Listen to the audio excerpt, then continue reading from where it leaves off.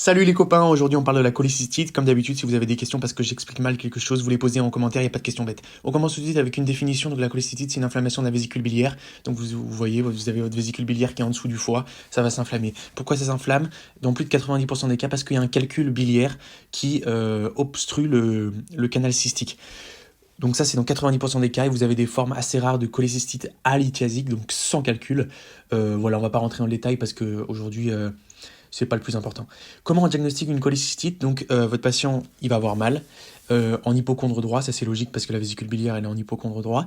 Vous allez avoir un syndrome inflammatoire vous allez demander à votre collègue échographiste de descendre et de regarder la vésicule, et votre vésicule elle va être distendue avec une paroi épaissie.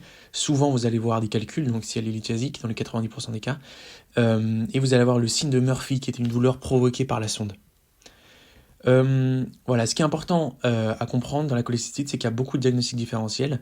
Vous avez déjà la colique hépatique qu'on peut éliminer en fait s'il n'y a pas de syndrome infectieux. Donc la colique hépatique, c'est quoi? C'est juste le calcul qui migre dans les voies biliaires, mais il n'y a pas d'infection, donc il n'y a pas de syndrome infectieux. Nous, dans notre cholécystite, on va avoir un syndrome infectieux.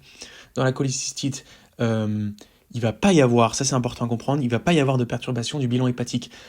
Pourquoi? Parce que on n'obstrue pas en fait la voie hépatique, alors que dans l'angiocolite, il va y avoir une inflammation de la voie biliaire hépatique, et donc dans ce cas-là, on va avoir une perturbation du bilan hépatique.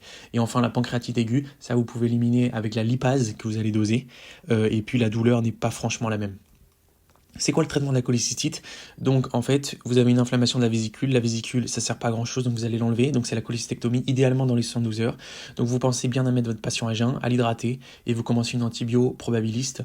Voilà, c'est tout pour cette petite vidéo. Comme d'habitude, si vous avez des questions, vous les posez en commentaire, il n'y a pas de questions bêtes, vous êtes des boss, courage, courage, courage, courage.